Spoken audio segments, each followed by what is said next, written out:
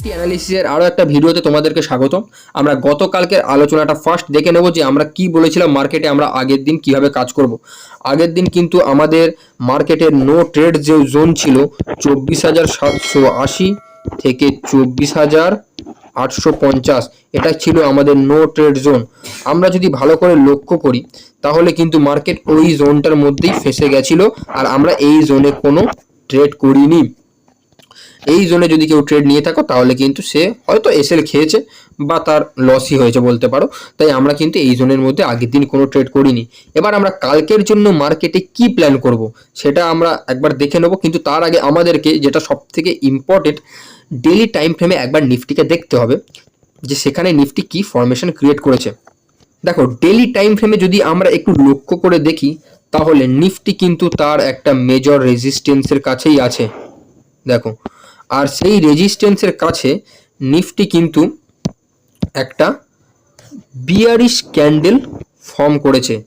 এর থেকে কিন্তু আমরা ক্লিয়ার হতে পারি যে কালকের জন্য মার্কেটের সেন্টিমেন্ট কিন্তু ওভারঅল নেগেটিভ। মার্কেটের সেন্টিমেন্ট কালকে নেগেটিভ থাকতে পারে, এটা আমরা মাথায় রেখে চলতে পারি। তাহলে এবার আমরা কালকের কোন কোন লেভেলে কিভাবে ট্রেড করব সেটা আমাদেরকে জানতে হবে। তাই আমরা একবার 15 মিনিট টাইম ফ্রেমে চার্টে চলে যাব। দেখো, ট্রেড করার আগে আমাদেরকে ফার্স্ট জানতে হবে নো ট্রেড জোন, কোন জোনে আমরা ট্রেড করব না। আমাদের নো ট্রেড জোন হয়ে যাবে হলো 24,780 থেকে 24,850, যে জোনটা আমাদের আগের দিন ছিল। এই যে জোনটা, এই জোনটাই কিন্তু আমাদের নো ট্রেড জোন। এর মধ্যে যদি মার্কেট কোথাও থাকে আমরা কোনো ট্রেড করব না। এবার তাহলে আমরা ট্রেড কোথায় এন্ট্রি নেব? ধরো মার্কেট এখানে কোথাও ফ্ল্যাট ওপেনিং হলো, ফ্ল্যাট ওপেনিং হয়ে আস্তে আস্তে নিচের দিকে এসে 24,780 এই জোনটাকে ভেঙে দিল, তাহলে কিন্তু আমরা পুট সাইডের জন্য মেন্টালি প্রিপেয়ার হব। কিন্তু ট্রেডটা আমরা তখনই নেব যখন মার্কেট 24,750 এই রেঞ্জটার নিচে একটা 5 মিনিটের ক্যান্ডেল সাস্টেন করবে, তখন কিন্তু আমরা পুট সাইডে এন্ট্রি নেব। আর আমরা আমাদের এসএল রাখবো এই লেভেলটা 24,780, এটা হয়ে যাবে আমাদের এসএল। আমাদের ফার্স্ট টার্গেট থাকবে 24,690, সেকেন্ড টার্গেট থাকবে 24,600। এবার আমরা দেখব মার্কেট যদি গ্যাপ আপ ওপেনিং হয়। গ্যাপ আপ ওপেনিং হলে আমরা কি করব? ধরো মার্কেট এখানে কোথাও গ্যাপ আপ ওপেনিং হলো, তাহলে আমরা এখানে কিন্তু কোনো ট্রেড করব না। গ্যাপ আপ ওপেনিংয়ে আমরা কোনো ট্রেড করব না। যদি গ্যাপ আপ ওপেনিং হয়ে মার্কেট ধীরে ধীরে 850 লেভেল, এই লেভেলটার কাছে আসে, 850 এই লেভেলটার কাছে যদি মার্কেট আসে, আর মার্কেট যদি 850-এর ওপরে সাস্টেন করে, তখন কিন্তু আমরা কল সাইডে বসবো, কিন্তু স্মল কোয়ান্টিটি নিয়ে।